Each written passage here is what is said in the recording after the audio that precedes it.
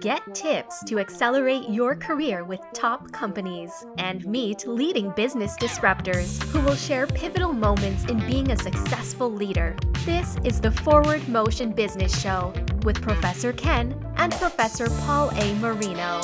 Hit new heights. Start with Forward Motion.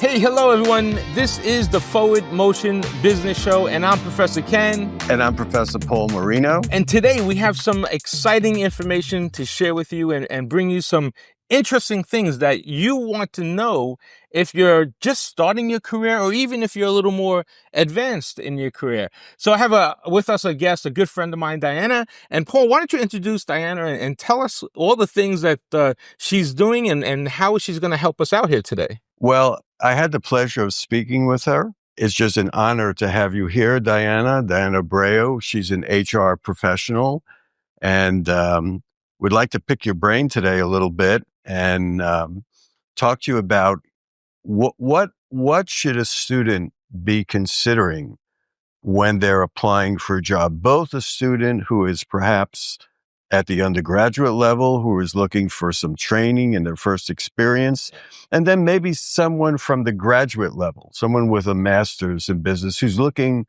for maybe a career-specific position. So what do you look for in that type of situation? Well, good morning, first of all. Yes. Thank you for having me here, Paul and Ken. It's a pleasure for me, always coming back to my FIU, the alma mater, where you're having this amazing podcast today. So going back to your question, I think that anyone, undergraduate or graduate student, who has completed their degree and wants to find their dream job, I always recommend internships. I believe going into an organization, finding out which organizations are offering internships, paid or unpaid, I think that is a very big benefit because, as you just mentioned, undergraduates may not have any work experience, and they will truly benefit from going into an organization, seeing the do's and the don'ts and the executives and the different departments and how things really operate. But also a graduate student who may have already work experience, they will see things at a different level. Now, with a graduate career or a degree, you can already aim to get higher, in higher positions as well. So internships are really, really awesome. So let's talk a little bit about the process. Today, the actual application process has become electronic. So you, as an HR professional, you're probably getting many more resumes than you would like because it's very easy for someone to just push a button, submit. If they take me, they take me. They don't, they don't. Right. What would you recommend to someone who is applying to you? How should they tailor their resume? How do they get your attention? And I'm just going to speak for what I envision, right? And what I would love for people to do. That's not exactly what other executives may like or do. But I think that we should never forget the human touch. And we tend to forget that with having access to LinkedIn and having access to different platforms. We just send them the resume and there's 125 people have applied for the same role.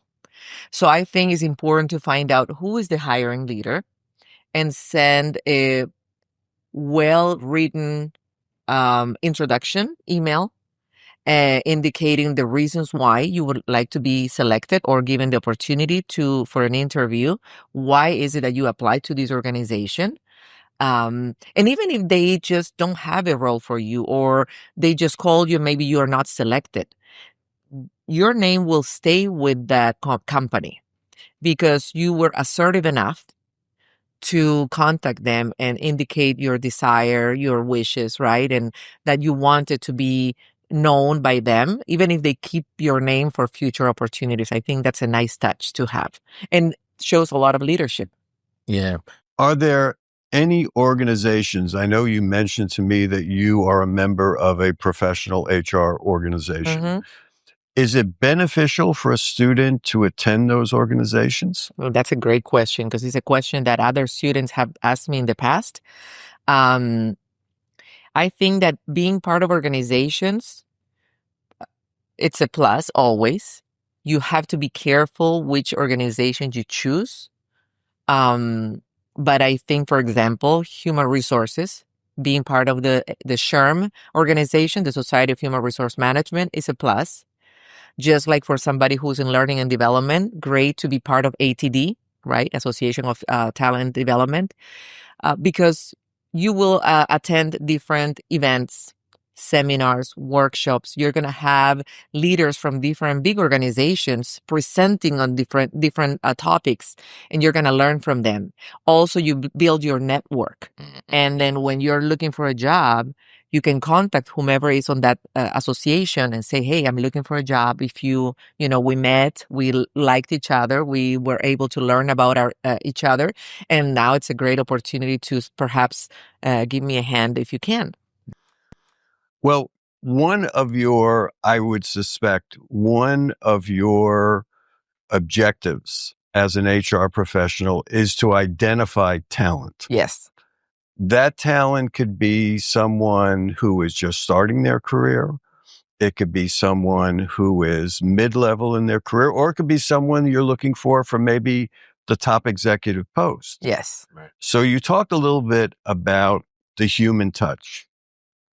I would think that it would behoove a student or anyone to be a part of those organizations. So at least you get to know them. So if the question comes up, we're looking for something, we need this, we need that, you in your mind have a portfolio of contacts. Yes. Could you elaborate on that a little bit? So not only the portfolio of contacts, but, so when you're part of these organizations, you build your network.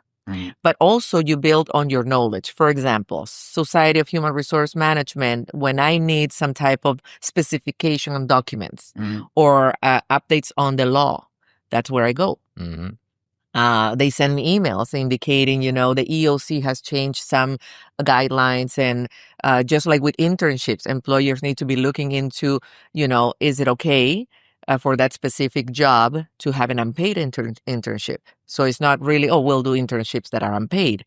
Is that okay and accepted by the FLSA? So these are things that employers need to be in the lookout. But going back to your question, you grow your network, you learn, there's camaraderie, then you can be part of the board of, for a given year because you supported the board and you helped the events and you got more members and, it just builds up. And then you are not only known as a member, but also now as a leader. Right. And people may say, that person was with us for a year. He was great. He brought some new members. He did some presentations. I will recommend him for another job, for a position. And I think that's really important, Diana, because we need more leaders and less followers, right? And that's important. I always and that's sort of my catchphrase. I in my house is be a leader, not a follower. And I could tell you, as you advance in your career, being a leader is valuable, and not only because you have an education or because you have experience, but because you understand how to motivate someone to do something. You understand that human touch, and the whole connectivity piece is really important. Like here at FIU at the Chapman Graduate School of Business, for instance, I'm also an alumni as well, and some of the friends I made 20 years ago were still connected, right, to this day. And we give each other not only advice, but we've shared business ideas and concepts and things like that. And it's that network that separates you. So as you get more advanced in your career, it's the connections that are going to make it valuable. Absolutely. So help us unpack that a little bit then. Yes. I mean, as you progress, you go from being a manager to a director to even a VP. At that level, it's the connections that are going to help you. So what's your thought on that? And being a leader and at that high level, that corporate level. So I can provide a recommendation for everyone watching this podcast is be part of networks, build your network, be known for the good things, right? So, because those individuals that you meet at organizations, associations, chambers, your fellow, students at FIU, they will be part of the network and they will be able to support you, and that's very important. I see that because the market is very strange right now for every industry, and you go into LinkedIn and you apply for a job, or Indeed, but Indeed doesn't show you how many people have applied. LinkedIn does. Yeah. And when you apply and you see 125 people, 150 people, your morale is not there, right? And you feel, I will have no opportunity. But I believe that keeping the human touch when it comes to hiring, there's a lot of recruiters out there, great recruiters that really recruit people. And headhunters, they really hunt people. They don't sit down sending emails. They look for people on LinkedIn, on other platforms, and they reach out to you and say, hey, I have an opportunity. I've seen your resume, or I've read your bio and the information you have on LinkedIn, and I think that you could be a potential candidate for a role. So having those networks and having those recruiters and headhunters, I think comes very handy and very, very beneficial at this time when there's so many people applying for the same job. And when those recruiters in-house that organization will only have the availability to reach out to or to review the first 25 of those 150, right? So no time. Yeah. Well, the people who write the futurist books say that the higher the tech, the higher the touch. Right. So as the tech becomes more and more, you need more and more human touch. Yes. I have a question for you on internships. I'm going to use the word incorrect, or maybe not the best approach. Is it wise for a student not to accept an unpaid internship? A lot of students want to be compensated. Yes. And do they get caught up in the money versus the experience in your opinion? Yes. So each individual's situation, it's their own, right? Very, very unique. So some students or graduates may need the income. And this is a conversation I've had with my son too. Because I told him, I said, listen, we have to do your resume because we may have an internship for you. And he's like, is it paid? Right. So I said, even if it's not paid, it's something that you're going to be able to keep in your resumes under your belt, saying, I did this, I was with this organization, I was able to be there for X amount of weeks, and I learned so much. Now I have hands-on experience on things that I'm learning at school. So yes, I think we all get into that money, the number for the money that we may be able to get. But I think it's important to do the internships that are unpaid, especially if they're relevant to your career and they're relevant for companies that, have a good name. So that's very important. Yeah. Just like it would be for any of us to do maybe some volunteer work, right? I think it's important. It speaks very highly. It's important to give back. Yeah. And I think, and we always share, Diana, that, and we try to profess that internships, even mentorships, all that is part of, what makes you who you are, especially as you develop. You might not realize this if you're 20 something, but when you're 40 something, that internship and that mentorship actually helped propel you to the next level. I could confidently say that it's done that for me. I wouldn't be sitting here today had I not had that mentorship and that opportunity. The paid, not paid is a totally different scenario because it depends on your economic situation. But you do need to start somewhere, and I always say it's not where you start, but where that journey takes you could be interesting. So today's start might be different than tomorrow's finish, and that's really key. Let's think about that. You talked about LinkedIn. By the way, I learned something interesting with the LinkedIn. They have that little open to work thing. Okay, that's easy to set. But did you know that they also have a private setting? Yes.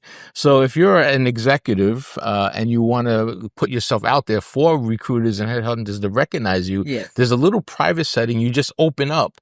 and no one else knows but the recruiters. So there's Yeah. a little trick that you could do, which I thought is pretty cool. I learned that a couple of months ago, and that's what they're checking, all that Oh, stuff. So, absolutely. make sure your LinkedIn profile is up to date and you have all that stuff there. That's really important.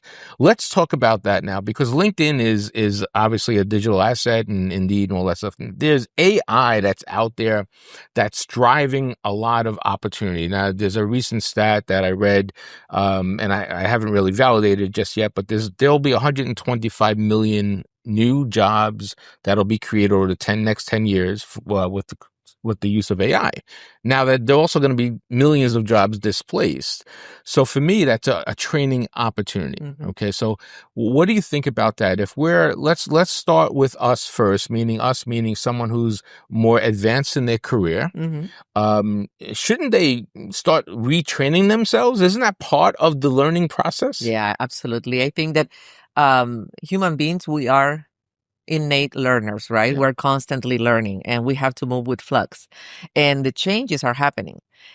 People get scared with AI, but before AI, we had something else. And before that, we had something else. Right, exactly. And we are always evolving. So it's not that AI is taking away our jobs, but they will AI will take the job of those who are not evolving. So I think it is important at any career stage to learn AI, take courses. I've seen there's a few companies, there's a few colleges, there's a few institutes offering it. It's important to have it because how you utilize it will, set you apart. Now there's recruiters, there's companies providing employment solutions that are creating their own platforms based on AI. And as a matter of fact, last week I attended an event that it was for people who are looking for a job. So they're creating a platform, which I think it was very smart, that you can put your information there. They're going to have events, live events where you can meet employers, but everything has been done or will be linked to some type of AI component. Yeah. Well, listen, it's here. Yes. And it's part of our lives, whether you like it or not. And you have to, it's a tool. I love And you it. have to, I love it too. I love it. I try to spend a lot of time doing it. And by the way, you mentioned universities. FIU has a new AI Yes, program yes. too, which is pretty I think pretty people amazing. should look into But you definitely have to learn to do that. It's a new tool that you have to learn to use. And I mean, why should the Gen X's or the Gen Z's and the Alphas have all the fun, right? Let's get in there and Right. let's show them really how we can use it intelligently. I think we're in a situation of lifelong learning. The statistic is if you're becoming an engineer, what you learn in the first year is outdated by your third year. Right. So it's not like it was for our grandparents. Now we are in an environment where we're constantly having to upgrade our skills and programs at like FIU graduate school that are certificate programs or seminars. They're so important that you continue to hone your skills. Right. Now, I understand you're doing some creative changes in your career. Why don't you tell us a little bit about that? So I recently joined a consulting company, Cornerstone International. And so, going back to some of the beginnings when I used to do consulting to different companies here in the Caribbean and do coaching services as well. So, in trying to include into this the AI component, right? To make sure that I support those people that I coach or the people that I mentor, and then also doing consulting as well to be able to move with these changes and be as dynamic as possible. Because I think that if you're dynamic, if you offer your clients technology and support them and it's cost effective, but also the time is not a process that takes forever. People want to see things now. Yeah. Yes. Help me now, not later, not in months, not a PowerPoint that I have to complete and take 2 weeks doing it, right? So there we go with AI again, supporting you in creating the right tools to help your clients. Well, you talked about two things near and dear to my heart, coaching and mentorship. Many students are looking for mentorship opportunities. Would you be available to speak to someone who perhaps viewed this podcast? Absolutely. I think I'm a firm believer that you have to give back. I have been very fortunate in my life and blessed to have people around me in my network that have supported me. So, I will welcome anybody reaching out. As a matter of fact, I've had, including people, students from FIU or graduates from FIU as well.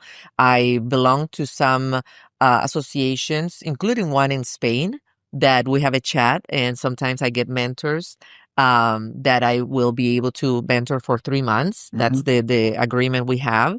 And really it's a life-changing event for them, but also for me because I learn every day. Yeah. How would they, for example, get in touch with you? Absolutely. They can be ready. Take a note if you have a pen and pencil. And we'll put it down here. Pen and paper. We'll put it down here. So my phone number is 786-261-3819, 786-261-3819.